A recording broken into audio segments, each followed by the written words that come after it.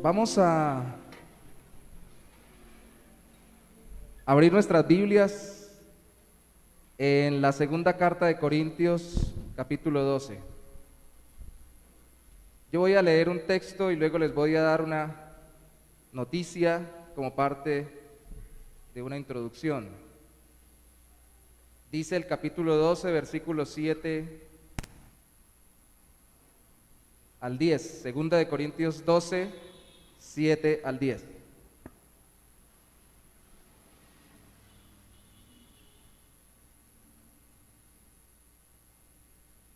Y para que la grandeza de las revelaciones no me exaltase desmedidamente, me fue dado un aguijón en mi carne, un mensajero de Satanás que me abofetee, para que no me enaltezca sobremanera. Respecto a lo cual 3 veces he rogado al Señor que lo quite de mí.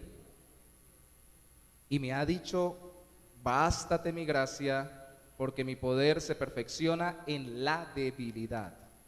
Por tanto, de buena gana me gloriaré más bien en mis debilidades, para que repose sobre mí el poder de Cristo. Por lo cual, por amor a Cristo, me gozo en las debilidades, en afrentas, en necesidades, en persecuciones, en angustias, porque cuando soy débil, entonces soy fuerte. Fortaleza en la debilidad. Acostumbro a orar al empezar una predicación o que alguien ore, pero voy a hacer una introducción para orar y también tener un motivo de oración adicional que es muy importante. El pastor Enrique Crespo debía estar hoy en este momento con nosotros. Estaba yo descansando un ratico en la tarde y no miré mi celular, vi las llamadas perdidas del pastor Wilson, que es quien lo trajo de la iglesia que él pastorea allí detrás de la Quebrada Seca. Lo trajo por su aniversario y me dijo que estaba muy enfermo, que se había tomado unos medicamentos o se los iba a tomar, que le mandaron a hacer los masajes, que estaba muy adolorido, que presentaba excusas, que esta mañana cuando terminó con ellos la campaña pidió que tuvieran una silla porque seguramente terminaba predicando sentado, de un dolor muy fuerte que tiene, creo que muscular. Y recuerdo que él mismo me dijo cuál era el tema y el texto que iba a enseñar: fortaleza en la debilidad. Dios es bueno para hacer introducciones, ¿cierto? De predicaciones, o para predicar con uno mismo y con su propia vida. No sé si le ha pasado solo a... ya sé que no me ha pasado solo a mí, que cuando voy a predicar de un tema, Dios me permite experimentar algo que está muy relacionado con el tema, muy cerca, antes o después. Así que les voy a pedir que oremos poniendo en las manos del Señor la meditación de su palabra, pero también poniendo en las manos del Señor la vida del hermano Enrique Crespo, porque él tendría que viajar mañana en la mañana. Queremos que viaje, pero sano. Esperemos que se recupere prontamente. Padre, tú eres el Dios de Pablo, que lo vemos muy fuerte y aquí en este texto nos dice que era muy débil. Tú eres el Dios nuestro y tú eres el Dios del hermano Enrique Crespo, pastor de misiones de la Iglesia Bautista Internacional de la IBI.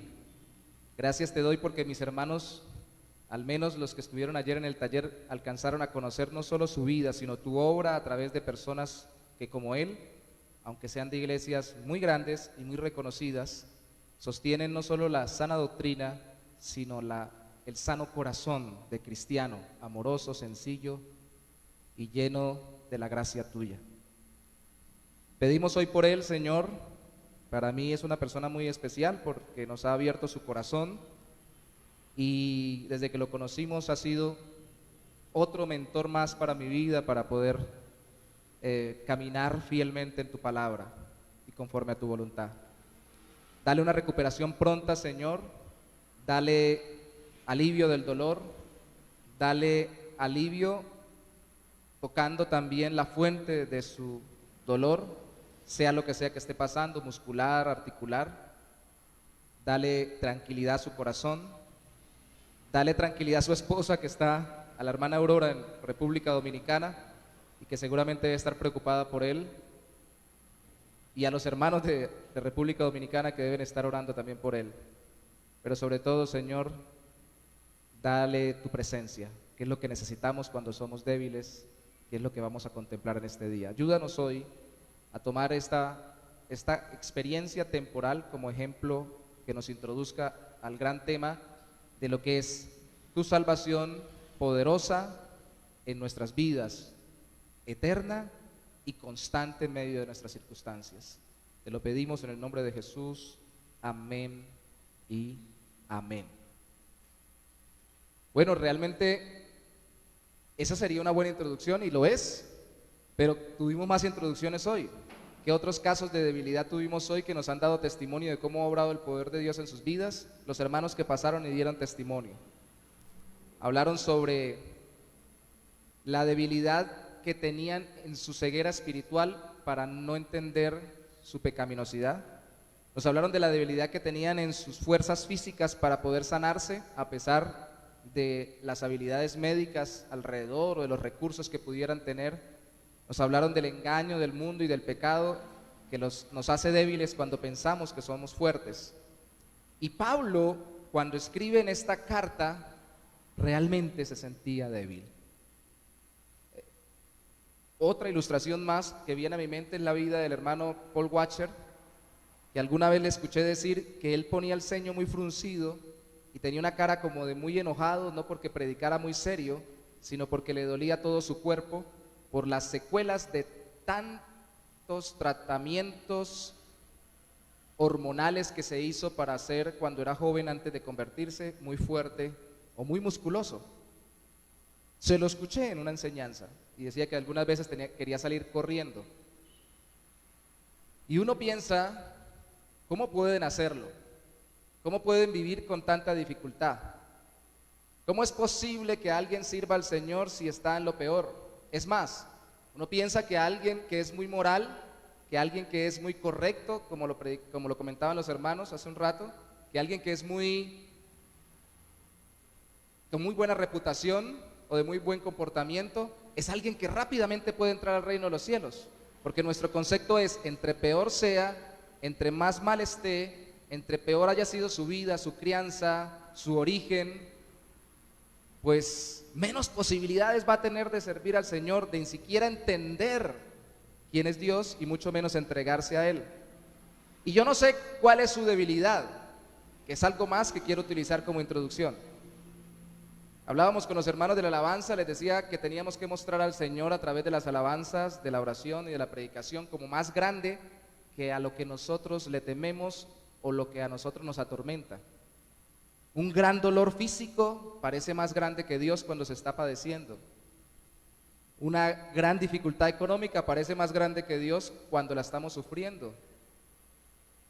Y una gran pobreza moral, un vicio o un pecado que nos atormenta, incluso cuando es secreto y todo el mundo nos conoce como de muy buena reputación, nos puede estar atormentando y nos parece más poderoso y más grande que Dios mismo. Pues mi buena noticia hoy es, y de eso se trata el Evangelio, que Dios es más poderoso y más grande. Por eso envió a su Hijo Jesucristo, y la obra de Cristo fue poderosa para salvarnos eternamente de la condenación y librarnos de todas las consecuencias en esta vida, conforme a su voluntad, para que cada día vayamos creciendo en santidad.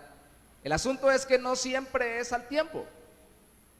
Hay cosas que Dios deja, y quiero resaltar que la enseñanza central es fortaleza en la debilidad, porque el poder de Dios, o Dios en su poder, no está buscando para salvar y santificar personas que ya sean poderosas, sino que se reconozcan débiles y reconozcan su poder. Y en ese sentido, encontremos 4 cosas en estos versículos que hemos visto de la debilidad de Pablo. La primera, la razón de su debilidad. No la razón humana, la razón divina, que aquí se nos abre el velo, como pocas veces vemos en la Biblia, para saber por qué Dios permitía que él sufriera esta debilidad. Segunda de Corintios capítulo 12, versículo 7, dice: y para que la grandeza de las revelaciones no me exaltase desmedidamente, me fue dado un aguijón en mi carne, un mensajero de Satanás que me abofetee para que no me enaltezca sobremanera.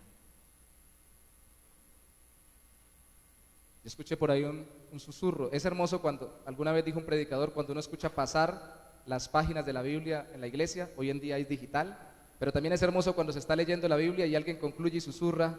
Escuché un susurro que dijo orgullo. Dice, grandeza de las revelaciones, no me exaltase desmedidamente, y al final dice, para que no me enaltezca sobremanera.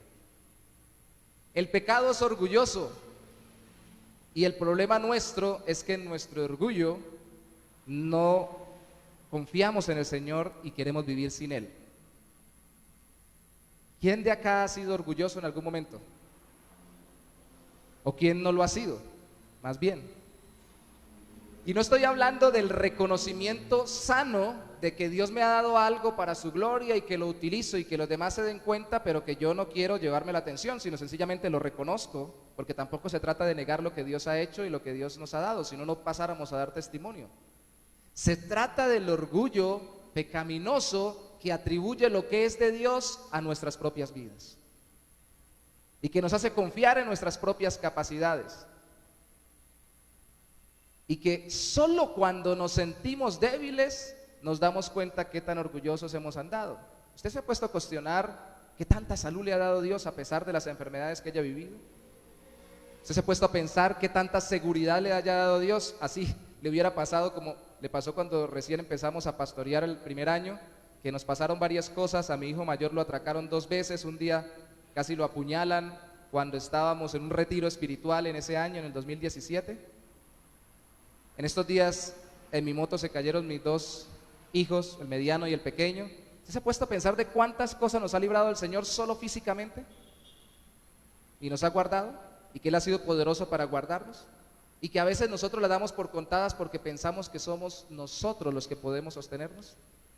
Pues esto es más profundo aún, porque si usted mira conmigo el capítulo 12, los primeros versículos, vamos a leer desde el 1 hasta el 6, nos damos cuenta. Segunda de Corintios 12, del 1 al 6, nos damos cuenta en esos versículos iniciales de qué se podía enorgullecer Pablo. Leámoslos. Ciertamente no me conviene gloriarme, pero vendré a las visiones y a las revelaciones del Señor. Conozco a un hombre en Cristo que hace 14 años, si en el cuerpo, no lo sé. Si fuera del cuerpo, no lo sé. Dios lo sabe, fue arrebatado hasta el tercer cielo.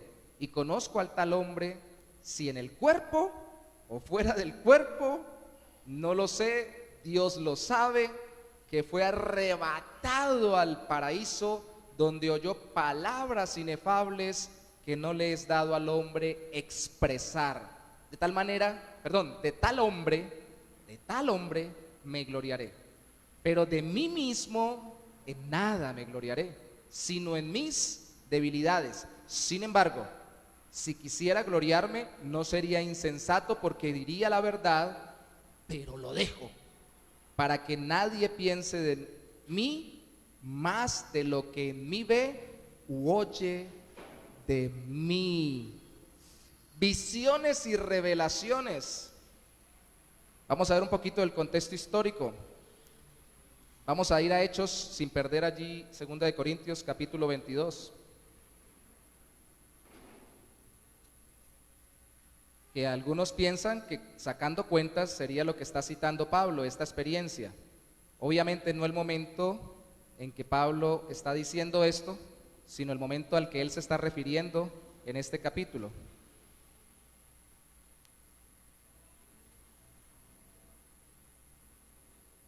Hechos 22, 17.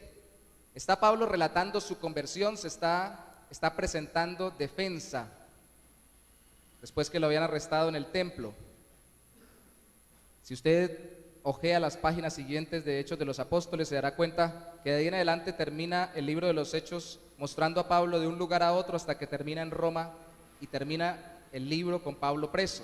Así que esto fue después de su tercer viaje misionero, que hace este relato, pero dice algo especial en el 22:17 que nos enseña sobre esto que hoy vemos como las revelaciones que tuvo.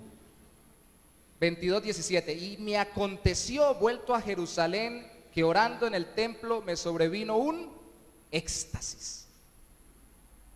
Y le vi que me decía: date prisa y sal prontamente de Jerusalén, porque no recibirán tu testimonio acerca de mí. Yo dije: Señor, ellos saben que yo encarcelaba y azotaba en todas las sinagogas a los que creían en ti. Y cuando se derramaba la sangre de Esteban, tu testigo, yo mismo también estaba presente y consentía su muerte y guardaba las ropas de los que le mataban. Pero me dijo: ve, porque yo te enviaré lejos a los gentiles. En otros relatos simplemente había dicho que Dios le confirmó que fuera con esta gente que le enviaba, un hombre llamado Ananías que iba a orar por él. Pero si nos damos cuenta, nos está diciendo algo de lo que se le habló mucho tiempo después. Y esa puede ser la clave por la cual él dice en 2 de Corintios capítulo 12 que las palabras no las podía expresar. Algunos dicen que no es que no pudiera decirlas, sino que no debía contarlas aún. Y lo más importante es que está hablando de una experiencia sobrenatural en la cual Dios le estaba mostrando lo que había hecho con él y lo que seguiría haciendo. Lo había transformado. Pablo, tú ya no eres el mismo. La gente piensa que tú sigues persiguiendo cristianos, que tienes la misma conducta, y así pasa cuando las personas vienen al Señor. Los ven por fuera, los ven iguales, ¿no? Cuando yo conocí al Señor de adolescente, estaba estudiando una carrera y tenía un amigo y le dije al amigo: yo no soy el mismo. Me puse filosófico. Y el amigo me dijo: usted es igualito, yo lo veo igual de flaco. Yo veo el mismo tipo, el mismo hombre, el mismo compañero, el mismo estudiante que conmigo va a la universidad. Dije: no entiende, no soy el mismo. Y créanme, a quienes son nuestros hermanos y a quienes nos visitan, créanme que realmente yo me sentía diferente. Y empecé a analizarme, porque aunque sí, exactamente era el mismo por fuera, empecé a tener otros gustos, otras prioridades, y quería conocer al Señor y quería abandonar el pecado. Y no lo entendía porque conmigo la cuestión fue más o menos como Pablo. Pablo es sacado del judaísmo y tal vez muchos son sacados de su religiosidad, en el caso de mío, del catolicismo romano. Y en el caso mío, tal vez como pasa con muchos, yo había visto milagros, sanidades, echar fuera demonios y una cantidad de cosas que son connotación que atribuyen a iglesias evangélicas dentro de grupos de oración católicos romanos. O sea, que si fuese por eso, no hubiese salido de una religiosidad para conocer al Señor. Pero hubo un día en que hubo una experiencia que no sé describir, que no fue nada tan profundo como lo que vivió Pablo, pero que sencillamente fue algo transformador, porque de ahí en adelante no fui el mismo.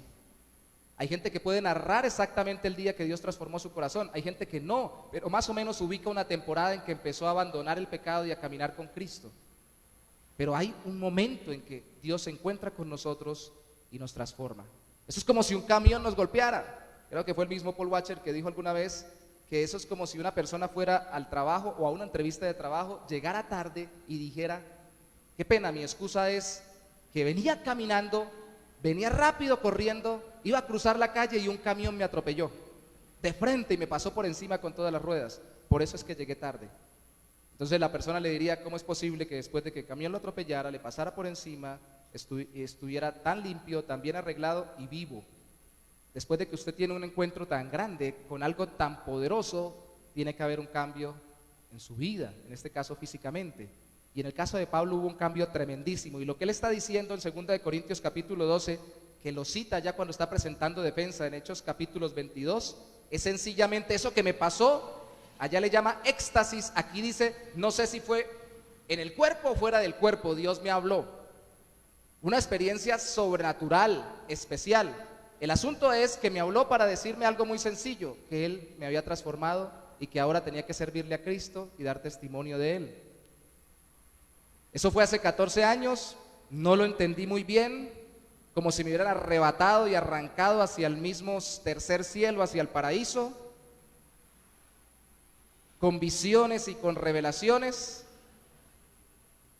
algo tremendísimo.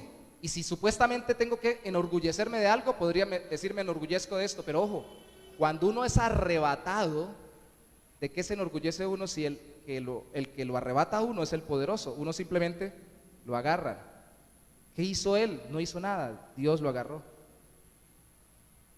Y contraste por favor esta experiencia porque es muy importante, porque él no debía gloriarse de ello, sino darle la gloria a Dios, pero como tiene un encuentro muy fuerte con los corintios, y aquí abro un paréntesis grande, porque puede haber algunas personas acá que conozcan contextos eclesiásticos, les voy a decir un secreto a voces: los creyentes en las iglesias no son perfectos. Y adivinen cuál era la iglesia que más dolores de cabeza, o una de las iglesias que más dolores de cabeza les daba a Pablo: la iglesia de Corintios. Y por eso no los abandonó, les enseñó.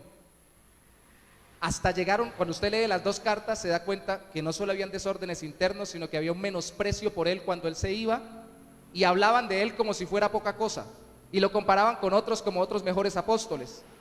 Y en medio de todo eso, él podía llegar y decir: pero ¿quién tuvo esta experiencia que yo tuve? ¿Y quién ha hecho lo que yo he hecho? En Gálatas lo dice de otra manera: yo he hecho más que los demás, pero no he sido yo, sino la gracia de Dios en mí. Ahí no se está enorgulleciendo, le está dando la gloria a Dios, pero está reconociendo la realidad. Podía decirle: ¿sabe qué? Ya me cansaron, entonces voy a sacarles en cara todo lo que yo soy en Jesús. Y esa era la tentación para resolver el conflicto, y por eso estaba luchando si lo decía o no lo decía. La Biblia es inspirada por Dios, trae la revelación de Dios, pero al mismo tiempo nos muestra la condición del corazón que Dios usa y su lucha contra su propia debilidad. Entonces la razón era que para su debilidad, la debilidad de Pablo, versículo 7, que no se enorgulleciera o se exaltase desmedidamente, atribuyéndose la obra de Dios como si fuera obra de él. Le fue dado un aguijón en mi carne. Acabo de sacarle una tachuela. Bueno, para completar, la moto está pinchada. Yo recuerdo alguna vez, son cuando suceden todas las cosas al tiempo, ¿no? Yo he comentado esto varias veces y lo voy para la ilustración. Una vez que estábamos con ciertas dificultades, íbamos con problemas económicos, teníamos dificultades a nivel de diferentes tipos, estábamos viviendo en Cúcuta, y yo recuerdo que la motico que cargaba, que se me varaba cada rato, se me varó y nunca prendió. Entonces el suegro muy acomedidamente dijo: yo lo recojo y lo traigo, y me dio un lazo para tirarme con el carro que él tenía. Era un Cinca, ¿no? Y lo hizo con toda la intención, la buena intención. Yo le dije: suegro, pero ¿qué tal que me arrastre? No, yo lo llevo. Y de tantas cosas, añádale esta, para recortar la historia. Ya cuando íbamos subiendo, ya cuando íbamos llegando, coronando la cuesta donde vivíamos, él me dijo: gríteme si yo me voy a caer. Yo le dije: suegro, ya me estoy cayendo. No me escuchó y me arrastró, y quedé enfrente de una iglesia cristiana evangélica allá del barrio donde vivíamos, y ya me distinguían. Yo no era de esa iglesia, pero era amigo de los de esa iglesia. Tal vez me habían visto entrar o salir y me conocían por ahí por el barrio, algunos. Y alguien dijo por ahí, yo escuché de fondo escuché: uy, se cayó el hermano Cocó. Porque había una forma de decirle a los evangélicos en ese tiempo así, por un programa de televisión en Venezuela que se veía en Cúcuta, donde se burlaban de los ministros evangélicos. ¿Ustedes lo recuerdan, cierto? ¿Cuántos venezolanos hay aquí? Amén, aleluya. Cónchale, Naguará. El asunto es que la cosa puede estar muy dura y a veces hay una cerecita para el pastel y se puede poner peor, ¿cierto? Aguijón, y allí es donde vengo. Ahorita la llanta estaba pinchada y es muy bueno la ilustración. Es cualquier cosa punzante, y aquí Pablo está hablando de un dolor agudo.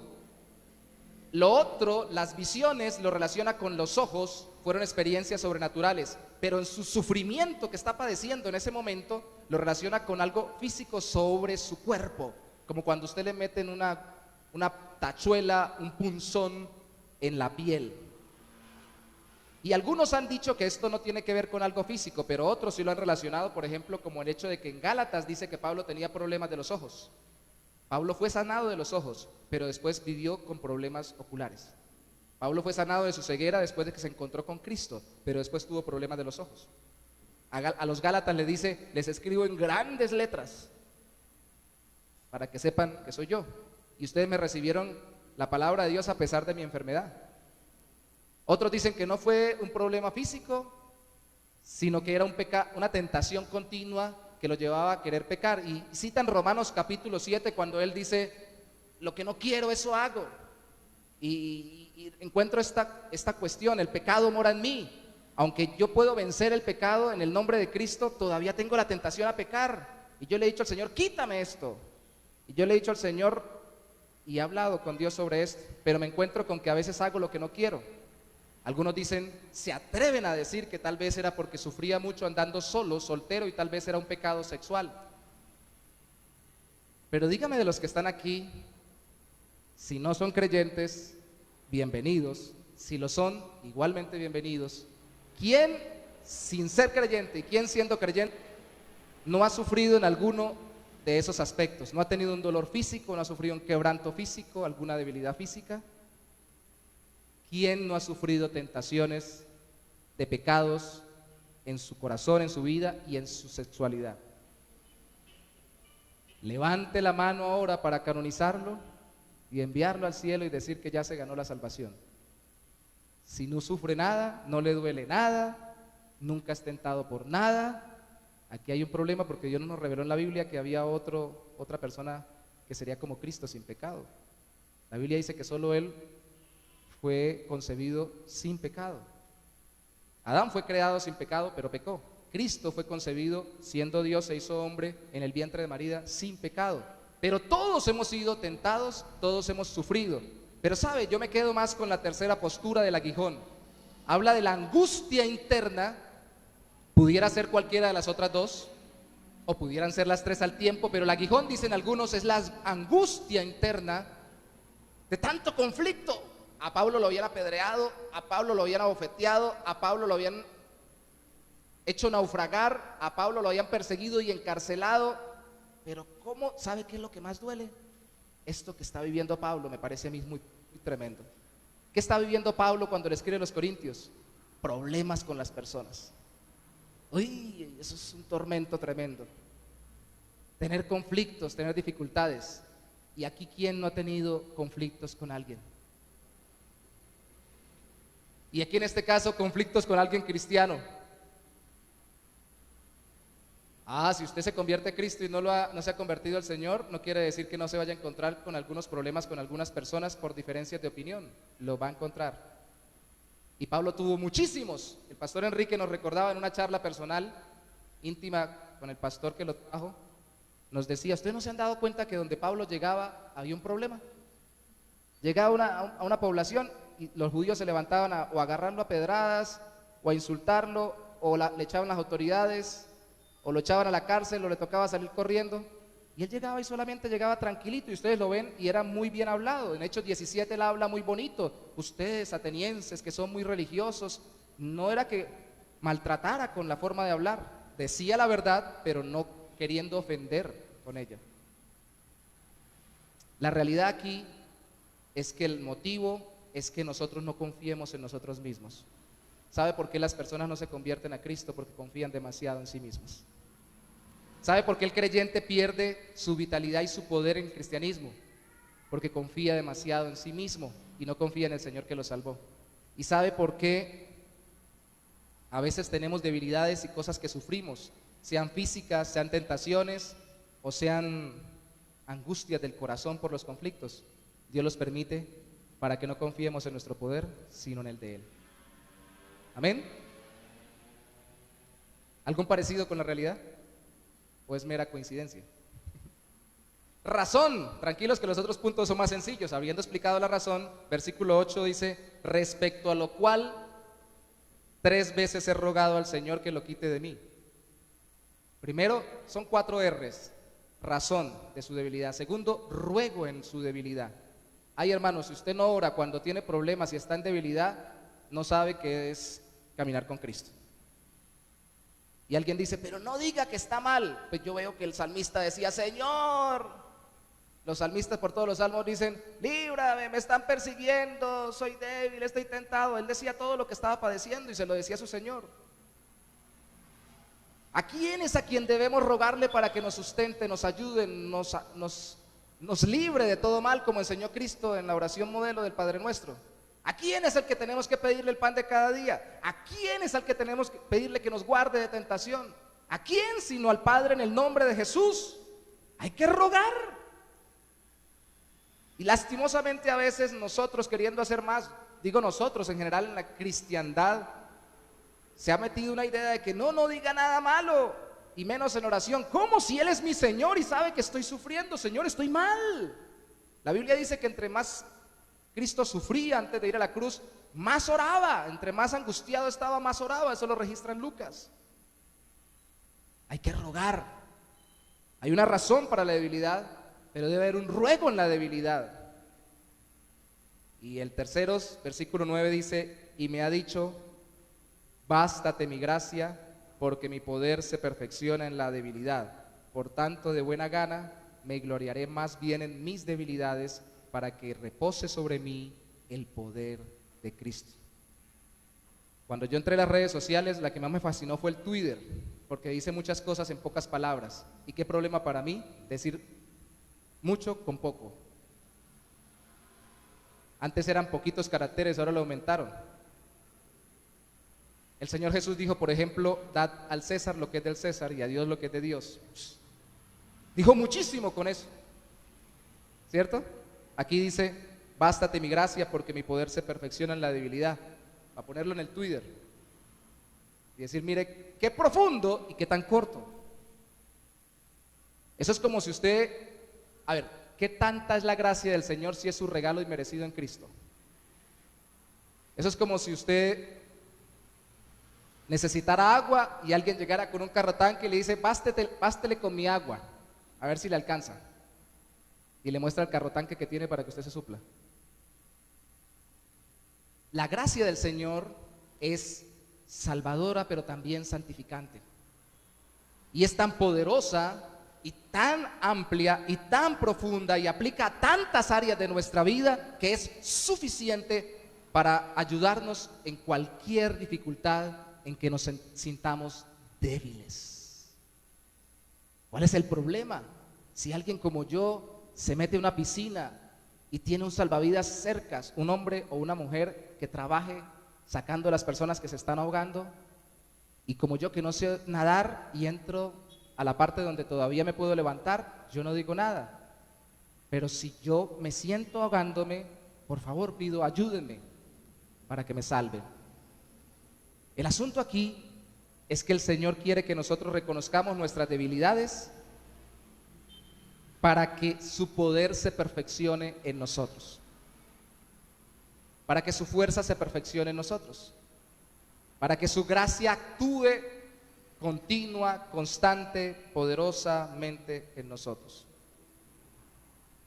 Yo no he predicado hoy nada si usted no se reconoce débil. Créame, no he dicho nada, porque de nada sirve el gran poder de Dios teniendo todos los recursos cuando usted cree que tiene todo lo que necesita y que nunca le hará falta nada. Alguien dijo alguna vez, cuando Cristo es todo lo que tenemos, es realmente cuando lo valoramos. Cuando perdemos todas las ayudas de todo el mundo, cuando perdemos la estabilidad económica, de salud, social, entonces empezamos a clamar más a Dios. Y no, el Señor no quiere, si usted ya es creyente, que usted espere a que todo eso pase. Él quiere que usted confíe, pero definitivamente hay algo en lo que usted es débil.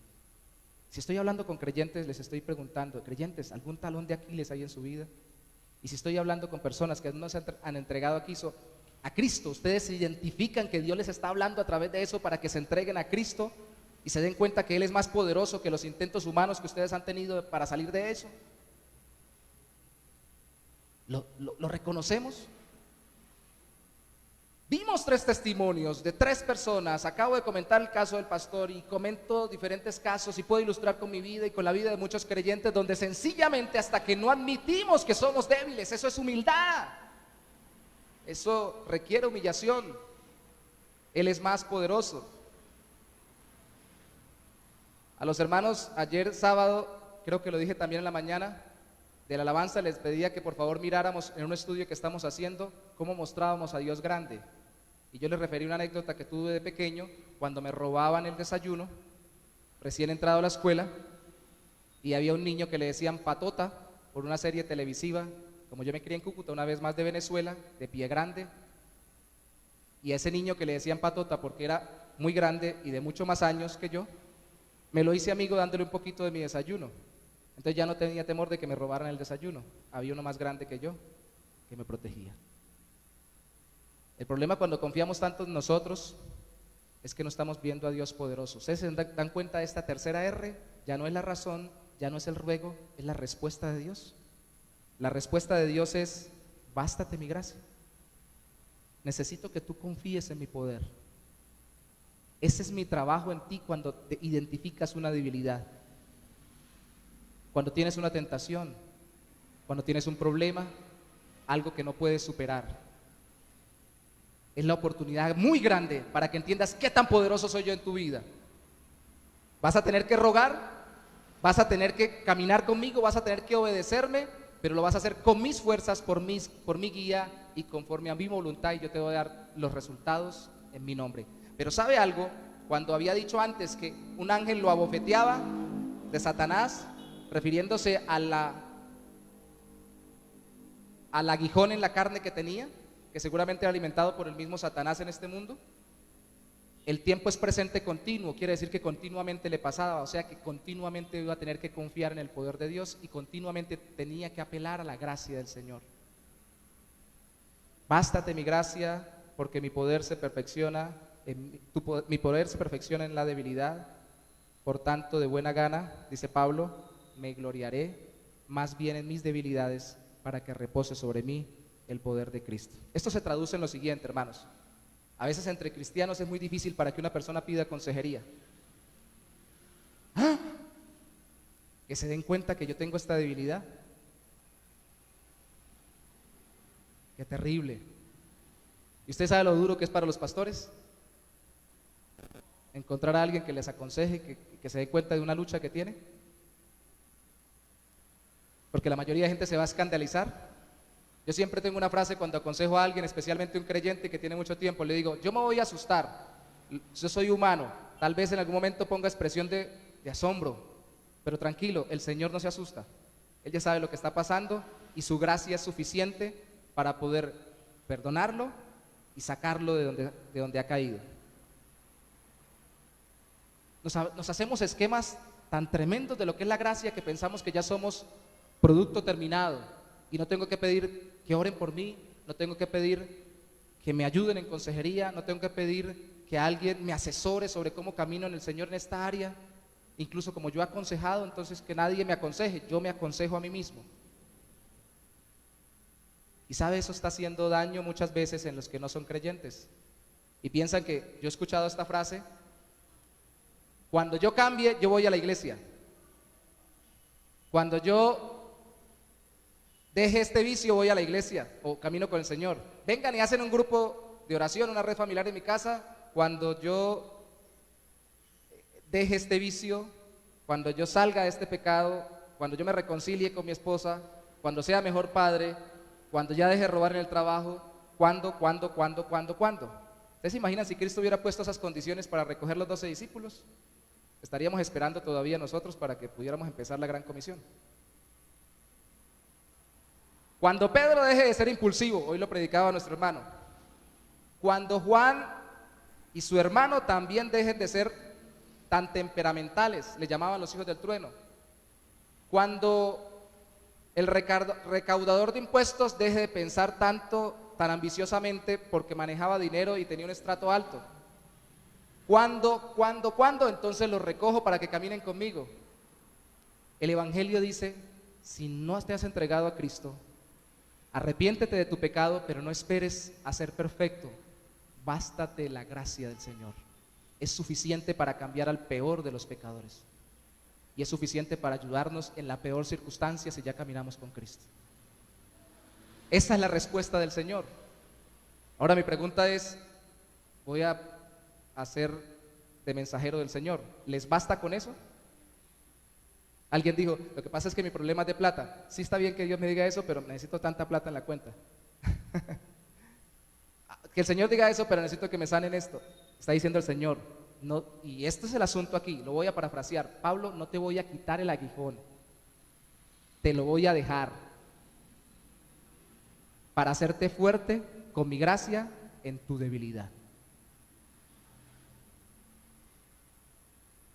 Eso no suena muy atractivo cuando uno está evangelizando, ¿cierto? Pero ¿sabe que eso es más real? Porque con lo que traemos gente a las iglesias, con eso tenemos que engancharlo. Si yo le digo, usted viene a la iglesia, aquí usted va a saberlo todo y no va a tener ninguna duda, la gente va a esperar que nunca le salgan dudas, y cuando tenga la primera duda teológica se va a ir. Si yo les digo, vengan a la iglesia y no van a tener más problemas, cuando tengan el primer problema y no se lo resolvamos, se van a ir. Si yo les digo, vengan y nunca se van a enfermar, y cuando se enfermen y no se sanen, aún orándole a Dios, se van a ir. Si yo les digo, vengan, que no van a tener más dificultades familiares ni de pareja, cuando tengan la primera y sea difícil y tengamos que entrar en un proceso, se van a ir. Yo tengo que decirles, hay un Señor que tiene gracia para vivir en medio de la debilidad, porque mientras no estemos en el cielo, todavía tenemos debilidades. Y el Señor quiere salvarnos con su poder en medio de nuestra debilidad. Y muchas veces nos va a decir, yo camino contigo, no te voy a sacar de esto, bástate mi gracia. Esa es la respuesta, mi poder se perfeccione en tu debilidad. Y Pablo se gloría en ello para que reposara sobre él el poder de Cristo.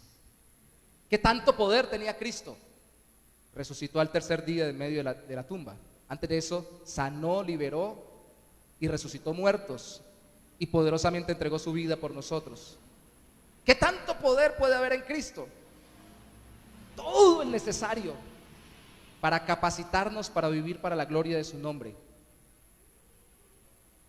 Verso 10, ya vimos la R de razón de la debilidad, la R de ruego en la debilidad, la R de respuesta ante la debilidad, la respuesta de Dios, y la última R sería la R de resolución. Hay que resolver, hay que decidir. Pablo dice en el verso 10, por lo cual, 2 de Corintios 12:10, por amor a Cristo me gozo en las debilidades. Hermanos, eso no es automático. Usted no dice, Señor, gozo, gozo, gozo, yo tengo gozo, gozo, gozo. Repita 520 veces, tengo gozo en Cristo, y no le va a dar gozo. Eso es un proceso de caminar y conocer al Señor y su voluntad en su vida, y de relacionarse con Él y entender lo que ha hecho en Cristo, para que empiece a venir este gozo. Cuando Él dice eso, está diciendo, resuelvo gozarme en mis debilidades, en afrentas, en necesidades, en persecuciones, en angustias, porque cuando soy débil, entonces soy fuerte. Es por esto que creo que el aguijón en la carne está más relacionado con todas las luchas que tenía, y cita persecuciones y angustias, conflictos, más que cualquier otra cosa. ¿Cómo duelen los conflictos, no? ¿Cómo duelen los conflictos? Un problema con una persona lo puede uno atormentar más que un cáncer.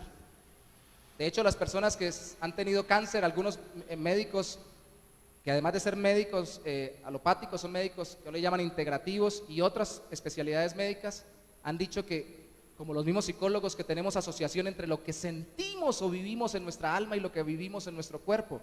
La hermana Carmenza, que no está con nosotros, 78 años de edad, hace años que está en su casa ahora por estar cuidando a su esposo de 95, hace años tuvo un cáncer, y ella cuenta, cuando yo llegué me sorprendí, hicimos un círculo para hablar los que teníamos cáncer, y me di cuenta que este había sufrido este problema, aquel otro problema, y ¡pum!, de pronto a todos cáncer. Yo no estoy diciendo que el cáncer dé por los problemas solamente, estoy diciendo que algunos lo manejan como un detonante emocional que va a la parte inmunológica y detona la parte genética y una cantidad de cosas más. Se maneja toda esa teoría científica. Y ella dijo, me sentí identificada porque ella había perdido trágicamente, a través de un asesinato muy terrible, a uno de sus hermanos. Y en esa temporada fue que desarrolló ese cáncer. Y uno no sabe qué tan débil es hasta que se encuentra sumergido. Y allí conoció al Señor. Caminaba con un esposo creyente, fiel, con un hombre de Dios, que había enviudado, se había quedado con sus hijos, los estaba sacando adelante, se casó con él, y ella no quería caminar con el Señor. Ella lo cuenta. Y allí, a través de el tener que clamar al Señor en su debilidad y darse cuenta que no había sido capaz de superar esto, sino que se había hundido más y había terminado como había terminado, resolvió entregarse a Cristo completamente.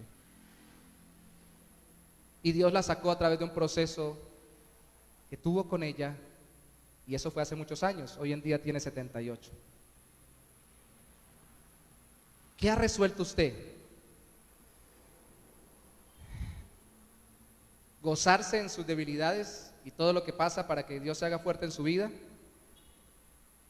¿O esperar que Dios se las quite para poder gozarse con el gozo que da Cristo?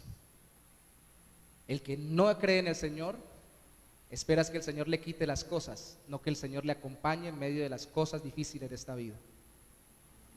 El que cree en el Señor, camina en medio de cualquier circunstancia, no se deja vencer por ninguna dificultad, aunque vacila, flaquea y tiene debilidades en el camino, confía en el Señor y sigue adelante y no desfallece, porque el Señor está con él. Nuestro más grande pecado, eso es lo que quiero decirles hoy en día, si hay alguno que no se ha entregado a Cristo totalmente, ni siquiera es que haya ido al brujo, donde Anacleta la peluda, decía un pastor que inicialmente me predicó la palabra, no es que haya ido.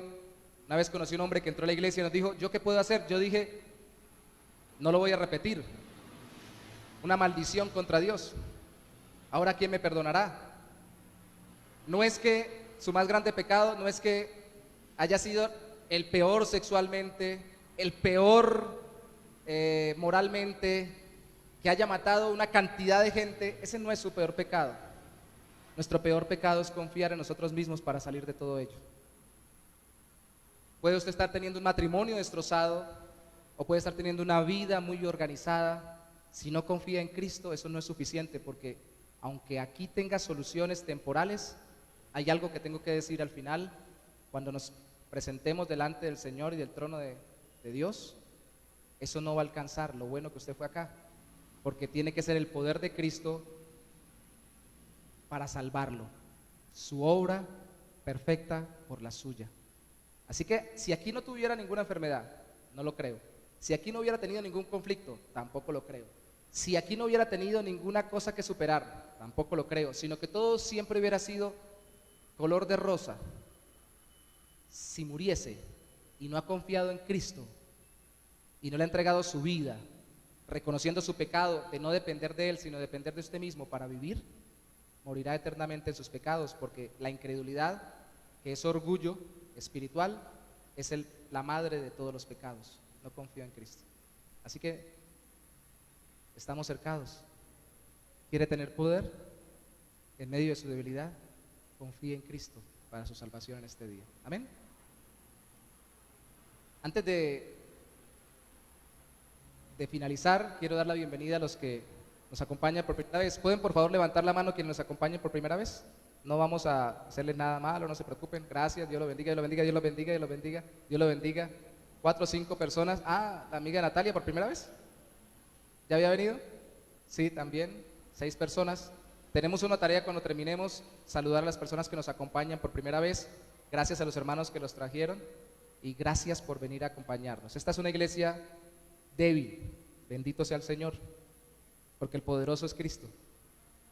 Bienvenidos a una iglesia que se goza en ser débil, para que Dios sea el poderoso. Después irán conociendo cuáles son nuestras debilidades, no consentidas, no alentadas. No es que nos encante andar mal, pero tenemos tantas cosas en que nos gloriamos, en que es la gracia del Señor la que nos sostiene, que no podemos reconocer, no podemos decir otra cosa que es Dios el poderoso, Cristo en medio de nosotros. Bienvenidos. Así que vamos a ponernos sobre nuestros pies para orar, por favor. Qué bueno poder venir a la presencia del Señor a orar. Pero le voy a pedir que usted haga algo especial en este día. Si hay alguno que no se ha entregado a Cristo, pues en este día debe decir: Señor, no quiero buscar la salvación ni el bien para mi vida en mis propias fuerzas. Quiero el poder de Cristo y por eso me arrepiento de mi orgullo y te pido que me salves.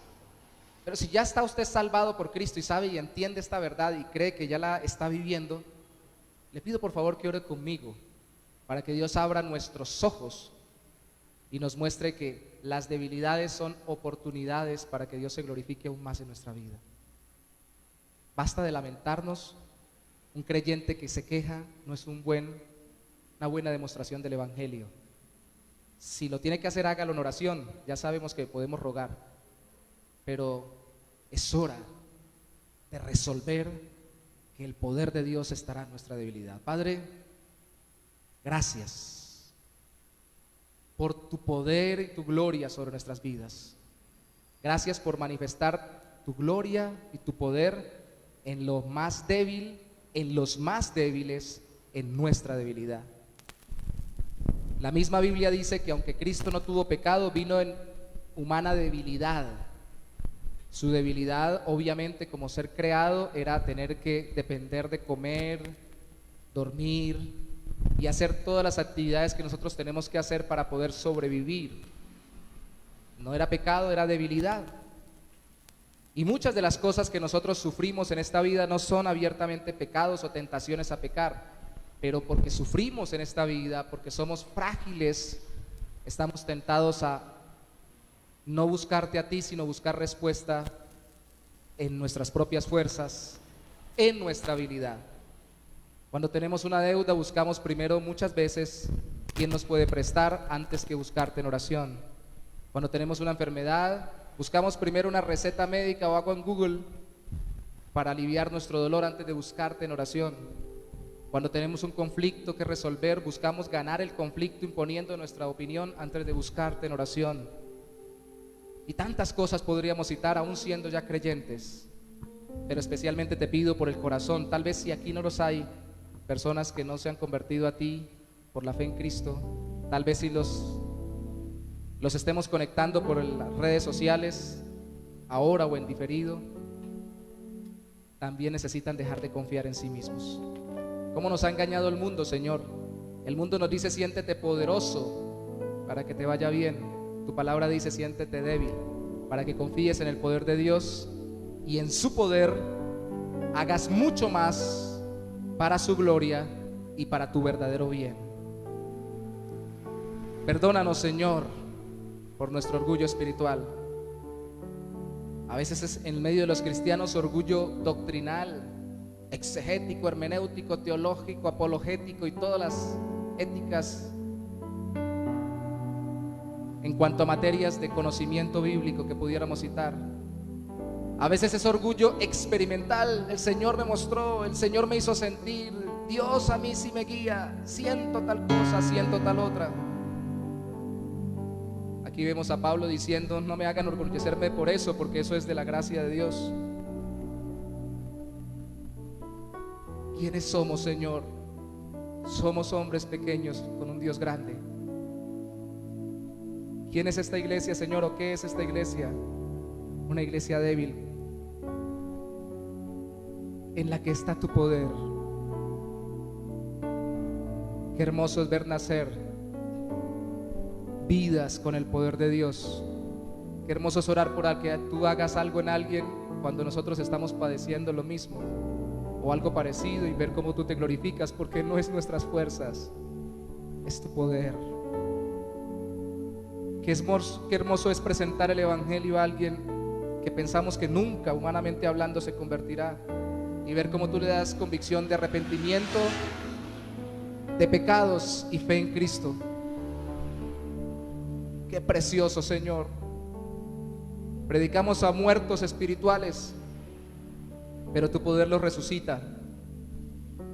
Y caminamos en debilidad, pero tu poder nos sostiene. Y si hemos caído, nos levanta. Gracias, oh Señor, por tu poder. Gracias por tu amor. Gracias por los que están hoy, Señor, con nosotros. Gracias por los hermanos que vinieron, y gracias por aquellos que hoy tienen la bendición de resolver, entender la razón, rogar a ti en el nombre de Jesús con arrepentimiento y fe, y recibir tu respuesta y caminar en el poder de Cristo. Gracias, oh Dios.